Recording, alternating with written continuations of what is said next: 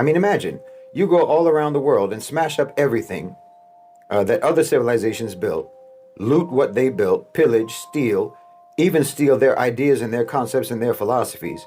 And then you sit on top of this mountain of stolen goods and declare yourself to be rich because of your own merit. And imagine telling this lie to your children, to your own children, to your grandchildren, generation after generation. How do you think that's going to go? You didn't invest in creating actual merit. You cheated, you lied, you stole, you brutalized. And then you tell your own people that everyone else in the world has nothing and you have everything because of how much better you are than everyone else. How long is that lie sustainable? I mean, these are people who actually have civilizations, who actually created and built and accomplished and didn't just pillage and plunder. And there's still those people today, even though you have oppressed them, there's still those same people. And you're still the way you are. I mean, a good example actually is African Americans.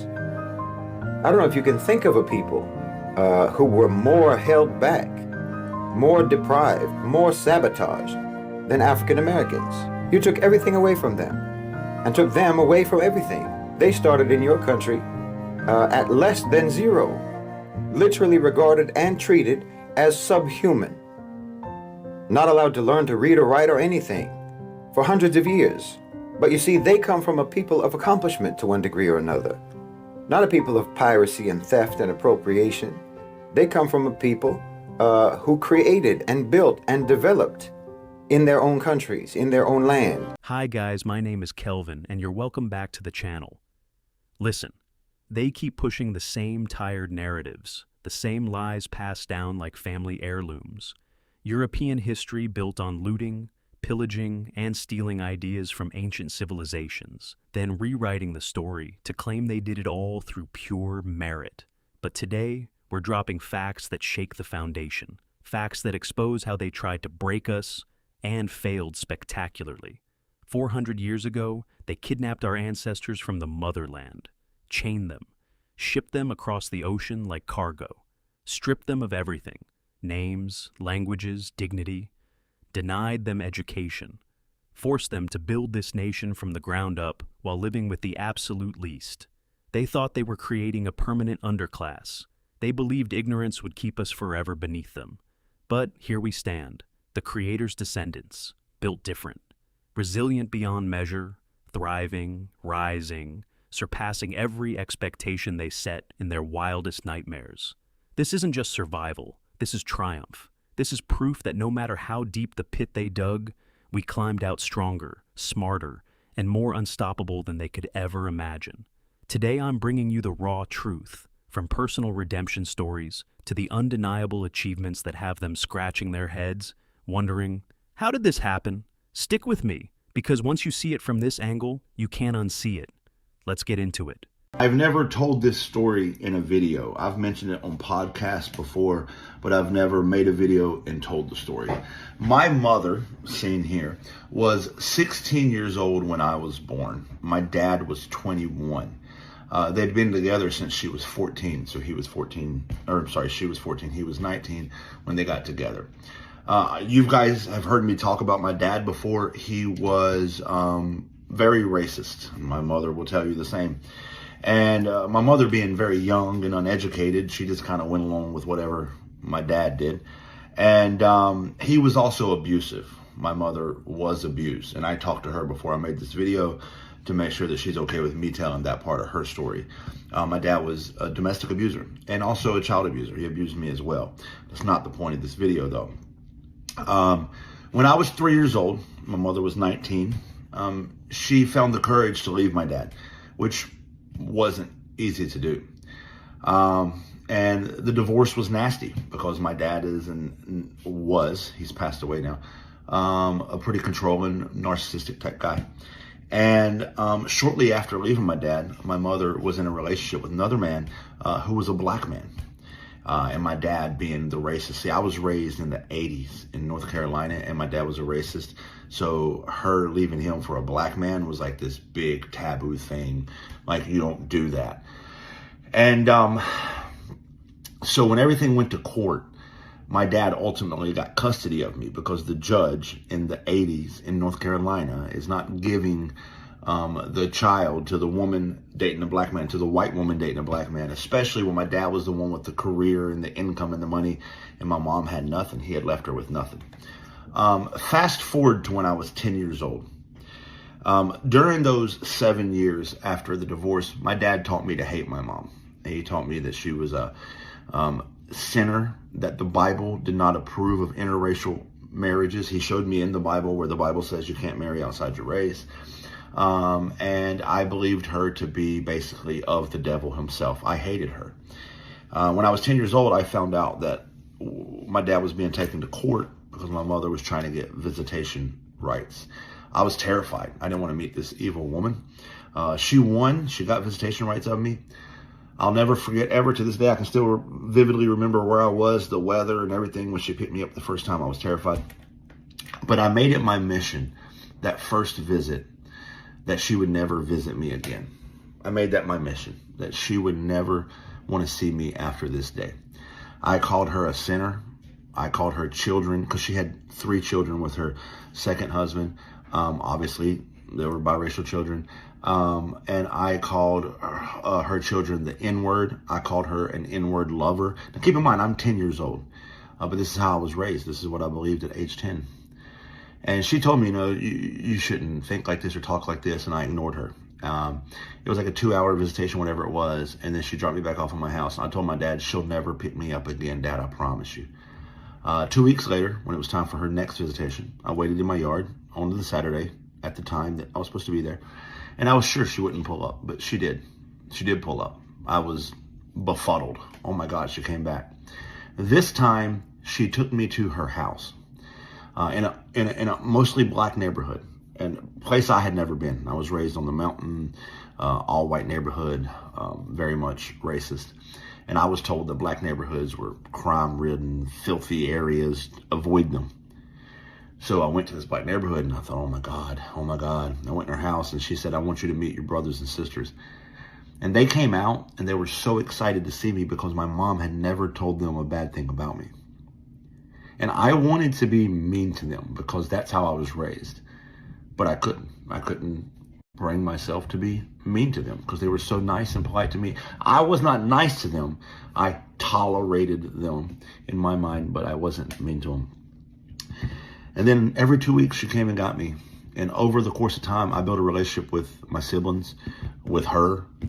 And I started questioning things like maybe the things my dad told me are not true, because what I see in this neighborhood, what I see in my mom's house, what I see everywhere is not what I was told. And I had a choice to make at the early age of about 11. Do I believe what I was raised, or do I challenge these ideas? And just like my mom had got away from my dad and challenged those ideas and grew and was better, I decided that I too can be better. I started challenging the ideas my dad raised me in. It started a very tumultuous relationship with my dad, as if it wasn't tumultuous to begin with. Again, I was an abused child. I'm trying to keep this video short, so I'm missing a lot of very deep details, but I'm trying to give you the idea. By the time I was 15, I had read books and read the speeches of Dr. King and watched interviews with Malcolm X. And I really started realizing, like, there's a whole nother world out there that I didn't realize. Fred Hampton, Angela Davis, these things really opened my eyes. And I even basically got into a fight with my dad over it when I was 15 and was thrown out of my house. But my deconstruction process had begun, and it has continued for the past, 27 years. I'm 42 now. And it's all thanks to my mom. Just being a mom. Just showing up. And I've never had like the closest relationship with my mom because the story I just told you. But I've been friends with her now for, how old is that? 25 years. And I just want to say thanks for showing up. Thanks for not giving up on me. I may have never challenged my ideas and beliefs and may have been stuck in the same trap that, I was born into, and I wasn't. So thanks, Mom. Happy Mother's Day. As a white passing mixed person, I hear racist stuff all the time. It's time to expose.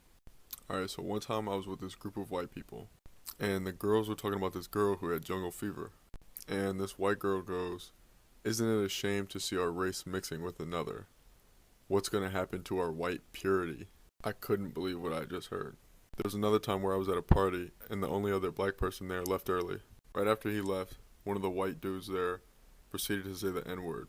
Not even in a song or anything, just said it out loud. When I confronted him about it, he said, "What? He's not here anymore." Little did he know that I'm a double agent. Needless to say, that situation was handled. There was another time where we were talking about an opposing basketball team. We were talking about why the team was so good, and somebody goes, "They're only good because they let all the charity cases on the team." There were no white people on this team. I'm sure I'm not the only white passing person with these kinds of stories, so feel free to duet.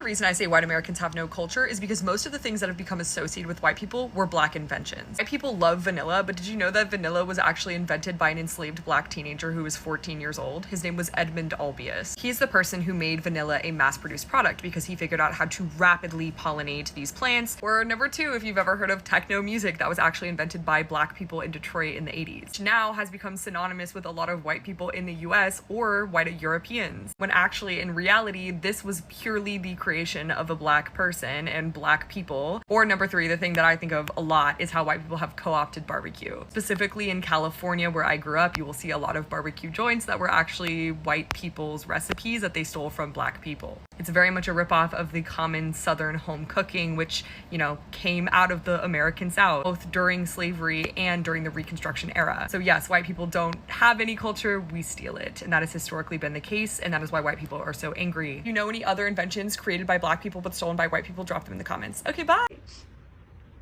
We never intended them to be anything other than a slave. But they began to grow in number and in power, and eventually they fought their way to some freedom. So we became even more cruel, and to keep our black Americans down, we lynched. But yet they rose. So then we used the welfare system, the criminal justice system, to keep them down, to contain them, to destroy them. But yet they rose, and they're rising. Then we built prisons and jails to hold them. Yet they rose. And so now we are doing exactly what the Pharaoh did at the end, sending out a decree: kill them. So until we admit that when we wrote this Constitution that all men are created equal, that we never intended to include our black brothers and sisters, our nation may end up facing exactly what the Egyptians faced when they refused to let God's people go. So I'm going to say this to my white fellow Americans, that the bloodshed that is on its way is not on the hands of our fellow black Americans, but is on our hands. We are the ones that are refusing to let God's people go.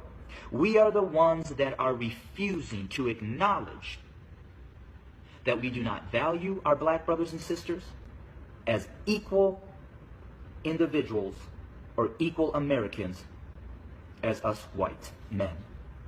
And to my black brothers and sisters, the racial issues, as I've said, have been there from the very foundation. But why do we see it more? Because there's a shifting. See, us white men have been at the head since the foundation. But we've had a black president. And we've done everything in our power to keep him from really changing things. Now we have another minority rising to the top, a white female. What does that say? Those of us who are white men who have been at the head are now starting to see and fear that we are going to become the tail. And we know what we've done to you. And so now we're fearful that you're going to do to us what we have done to you. But I will say this. I've lived in a black community for 23 years. I've never been treated the way that this country has treated my black Americans. So I call out my white Americans to say we better heed, repent, acknowledge, and change. Because if we don't, I just want to again say this. The bloodshed that I've never felt unsafe in black spaces. This is how we know reverse racism is a lie. I went to college on Long Island, and I lived in Hempstead, New York. Very black town. I used to go to Caribbean night at my local bar. Never had a problem. Never felt unsafe. I was just at a barbecue joint in Harlem the other week with a group of white girlfriends, lily white girls. We felt completely welcome, delightful. Had a great meal, super fun time. My boyfriend and I accidentally wandered into a hookah lounge one day. We were just looking for a burger. It was kind of late. It was like 10 o'clock. And we were like, oh, that place is open. Let's go in there.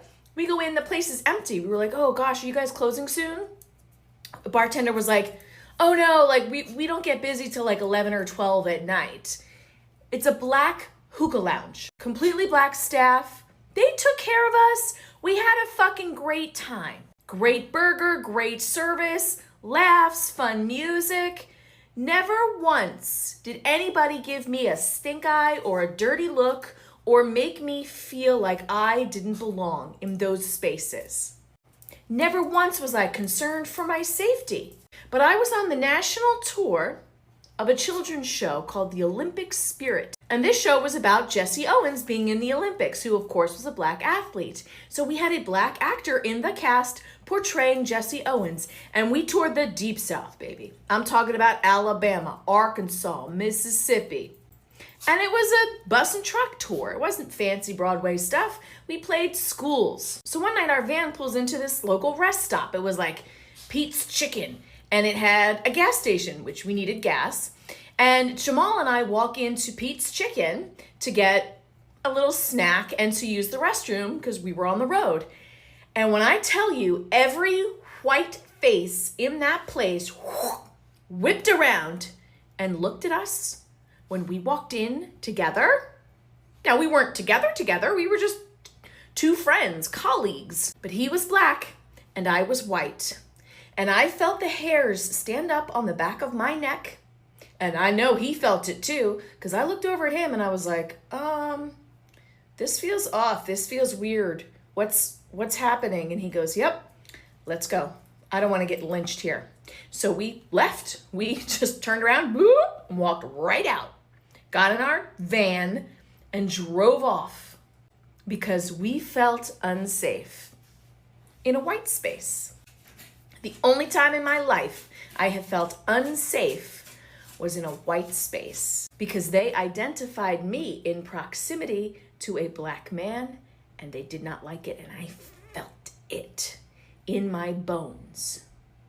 That was a formative experience for me, and it's why I like to talk about Black history in these United States, because it's not ancient history. It is still very much alive. Picture this. A young white boy in 1980s North Carolina. Father, racist, abusive, controlling. Mother, just 16 when he was born, leaves that toxic hell. She falls in love with a black man. Taboo of all taboos back then. The custody battle. The racist judge hands the boy to the father because a white woman dating a black man? Unfit. Sinful. That's what they preached, waving the Bible while ignoring its real message of love. That boy, from age 3 to 10, gets indoctrinated daily, taught to hate his own mother, taught that interracial love was the ultimate sin.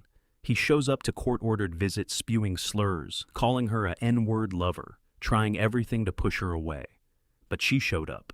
Every 2 weeks, never badmouthed the father, never gave up, introduced him to his biracial siblings who greeted him with open arms and pure kindness. And slowly, the lies crumbled. Visiting her home in a black neighborhood, it didn't match the filth and crime his father swore was everywhere. The stereotypes collapsed.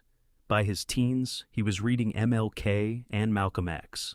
Clashing with his father, eventually thrown out of that house of hate, he deconstructed every racist belief drilled into him, and today he's telling his story for the first time on camera, right around Mother's Day, publicly thanking the mother who never quit on him.